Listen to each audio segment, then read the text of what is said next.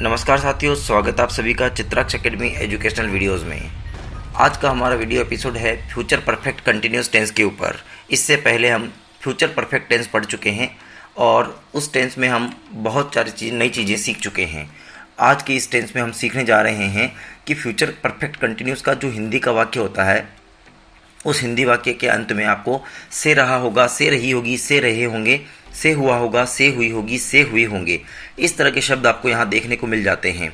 यह टेंस बिल्कुल जैसा चौथा टेंस होता है प्रेजेंट परफेक्ट कंटिन्यूस, जैसा आठवां टेंस होता है पास्ट परफेक्ट कंटिन्यूस, ये टेंस बिल्कुल उसी प्रकार का है। इसमें भी से रहा होगा, से रही होगी और से हुआ होगा, से हुई होगी तरह के शब्द बन जाते हैं। इस टेंस में भी आई वी के साथ शैल हैव बीन तथा विल हैव बीन का प्रयोग बाकी सभी सब्जेक्ट के साथ किया जाता है। इस टेंस में वर्ब के फर्स्ट फॉर्म के साथ आईएनजी का प्रयोग आपको करना होता है, साथ ही साथ आपको सिंस और फॉर का प्रयोग भी करना होता है।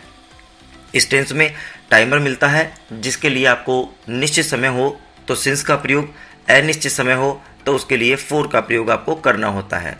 हम पहले भी ये बात जानते हैं कि फ्यूचर टेंस में कोई एक वचन और कोई बहुवचन नहीं होता है, इसलिए यहाँ पर आई वी के साथ शैल और बाकी सभी के साथ विल वाली हेल्पिंग वर्ब का प्रयोग किया जाता है।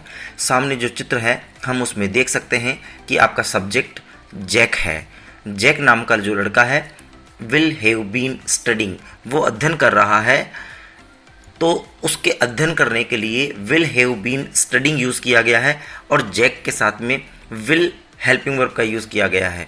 यदि यहाँ पर जैक ना हो करके आई या वी सब्जेक्ट होता तो हम उसके साथ में यहाँ पर shall have been studying helping verb का यूज़ कर लेते निश्चित रूप से। आगे बढ़ते हैं और हम कुछ वाक्य बना करके यहाँ देख लेते हैं, जिससे हमें थोड़ा सा अनुभव हो जाए।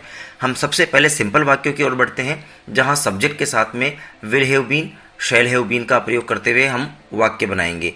साथ में वर्ब के फर्स्ट फॉर्म के साथ आईएनजी का भी प्रयोग हमको करना है। वाक्य बनता है, सितारे 6 बजे से आकाश में या आसमान में चमक रहे होंगे। The stars will have been shining in the sky since 6 o'clock। इस वाक्य में स्टार सब्जेक्ट हैं, इसीलिए हमने विल हैव बीन का यूज़ किया है और यहाँ पर निश्चित समय है, इसलिए यहाँ पर सिंस का प्रयोग किया गया है। यदि यहाँ पर समय निश्चित ना होता तो हम फॉर का प्रयोग कर लेते। अगला वाक्य हमारा आता है, राधा 10 बजे से एक सुंदर गीत गा रही होगी।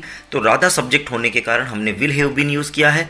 वर्ब की फर्स्ट फॉर्म सिंगिंग आ गई है, साथ में हमने 10 o'clock के कारण यहाँ पर सिंस का यूज़ किया है। हम 2 घंटे से संगीत सुन रहे होंगे। इस वाक्य में सब्जेक्ट वी है, इसलिए हमने हेल्पिंग वर्ब में शैल हैव बीन का यूज़ किया है। साथ में लिसनिंग वर्ब के फर्स्ट फॉर्म का यूज़ हुआ है और वाक्य में जो समय है वो अनिश्चित दिया हुआ है, इनडेफिनेट टाइम दिया हुआ है, इसीलिए हम यहाँ पर फॉर का प्रयोग करते हैं। इस तरह से हमारे सिंपल सेंटेंस क्लियर हो जाते हैं। आगे हम बढ़ते हैं नेगेटिव सेंटेंस की ओर। इस टेंस में जब आप नेगेटिव सेंटेंस की ओर बढ़ते हैं तो आपको हेल्पिंग वर्ब मिल जाती है will not have been, shall not have been, और यहाँ पर भी नॉट वही तीसरे नंबर पे लगाया जाता है। यह परंपरा पिछले समय से चल रही है, सभी टेंसों में हमने देखा है नोट तीसरे नंबर पे लगाया जाता है। तो यहाँ पर भी नोट को हमें तीसरे नंबर पे प्लेस करना है और हेल्पिंग वर्ब आई और वी के हिसाब से शैल, बाकी सभी सब्जेक्ट के हिसाब से विल का प्रयोग करते हुए लगाना है। देख लेते हैं कुछ वाक्यों को कि किस तरह के वाक्य यहाँ पर बनते हैं। तो हमारे पास पहला वाक्य आता है, वह 6 महीने से फैक्ट्री में काम नहीं कर रहा होगा। ही सब्जेक्ट के कारण हमने यहाँ पर विल ले लिया है, तीसरे नंबर पे हमने नॉट लगा दिया है और बची हुई हेल्पिंग वर्ब हमने प्रयोग कर ली है। वाक्य बन गया है, he will not have been working in the factory for 6 months। अगला वाक्य आता है हमारे पास, बच्चा सुबह से कमरे में नहीं रो रहा होगा। वाक्य में सब्जेक्ट बेबी बनता है और बेबी के हिसाब से हमने यहाँ पर विल हेल्पिंग वर्ब ले ली है, नॉट तीसरे नंबर पे लगा दिया है, हैव बीन लगा करके वीपिंग करके, और मॉर्निंग के टाइम के हिसाब से हमने यहाँ पर सिंस का प्रयोग करते हुए वाक्य बना दिया है। वह अप्रैल से अपना बिजनेस नहीं चला रहा होगा। इस वाक्य में देखते हैं तो हमारे पास सब्जेक्ट में ही मिलता है और ही के हिसाब से हम विल को सब्जेक्ट बनाएंगे, ही के हिसाब से हम विल को हेल्पिंग वर्ब बनाते हैं, तीसरे नंबर पे नॉट लगाते हैं और हैव बीन लगाते हुए रनिंग वर्ब के फर्स्ट फॉर्म आईएनजी का प्रयोग करते हैं। अप्रैल निश्चित समय है, इसलिए हमने यहाँ पर सिंस का प्रयोग किया है। इस तरीके से हमारा नेगेटिव वाक्य भी समाप्त हो जाते हैं और निश्चित रूप से आपको समझ में भी आ गए होंगे। बस नेगेटिव वाक्य में नोट को तीसरे नंबर पर लगाने का ध्यान विशेष रखना है, ये बहुत ही इंपॉर्टेंट चीज़ है। आगे बढ़ते हैं और इंटरगेटिव वाक्य को चेक कर लेते हैं कि किस तरह से इंटरगेटिव वाक्य बनाए जाएंगे। इंटरगेटिव सेंटेंस में हेल्पिंग वर्ब को बाहर निकालने की परंपरा होती है और हेल्पिंग वर्ब के तुरंत बाद आपको सब्जेक्ट लगाया जाता है। सब्जेक्ट के बाद में बची हुई हेल्पिंग वर्ब का जो हिस्सा है उसे आपको प्लेस कर देना है, लगा देना है। बाकी वही वर्ब के फर्स्ट फॉर्म का प्रयोग करते हुए वाक्य बनाना है और सिंस फोर का प्रयोग आपको आवश्यकता के अनुसार करना है। कुछ वाक्यों को हम यहाँ देख लेते हैं जिनसे हमारे को अनुभव हो जाएगा किस तरह से हेल्पिंग वर्ब को प्रयोग करना है। यहाँ जितने भी वाक्य शुरू होंगे सभी के सभी वाक्य क्या से शुरू होने वाले होंगे और क्या की इंग्लिश हम सभी समझते हैं कि हेल्पिंग वर्ब होती है। क्या बंदर 1 घंटे से लड़ रहे होंगे, वाक्य में बंदर के कारण, मंकीज के कारण विल हेल्पिंग वर्ब आई है, तो will the monkeys have been fighting for an hour. 1 घंटा अनिश्चित समय है इसलिए हमने यहाँ पर फॉर का प्रयोग किया है। अगला वाक्य हमारे पास आता है, क्या राहुल 1 घंटे से छत पर पतंग उड़ा रहा होगा, और राहुल के कारण हमने यहाँ पर विल हेल्पिंग वर्ब का प्रयोग किया है और विल को हमने बाहर निकाल लिया है। तो वाक्य बनता है, will Rahul have been flying the kite on the roof for an hour. 1 घंटे से और अनिश्चित समय के कारण फॉर लगा दिया है।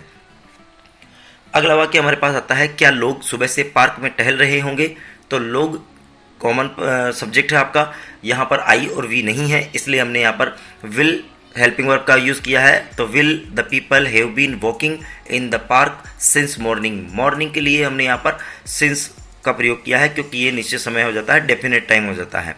क्या शिक्षक कक्षा को 2 घंटे से पढ़ा रहा होगा, तो वाक्य बना है, will teacher have been teaching the class for 2 hours. इस प्रकार से आपके इंटरगेटिव वाक्य भी इस टेंस में कंप्लीट हो जाते हैं।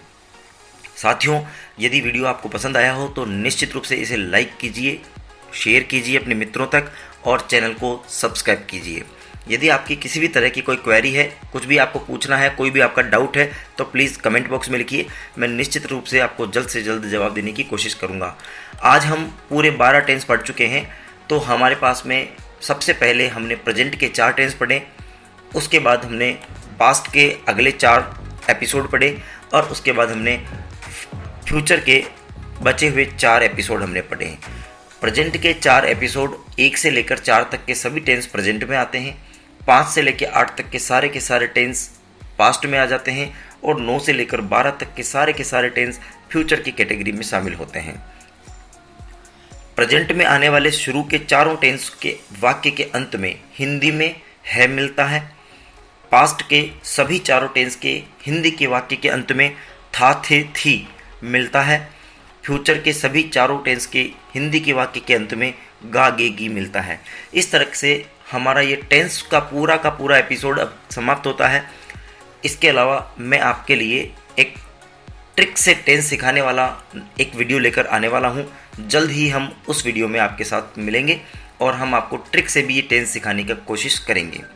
तब तक के लिए बने रहें हमारे साथ और देखते रहिए चित्राक्ष एकेडमी एजुकेशनल वीडियोज़।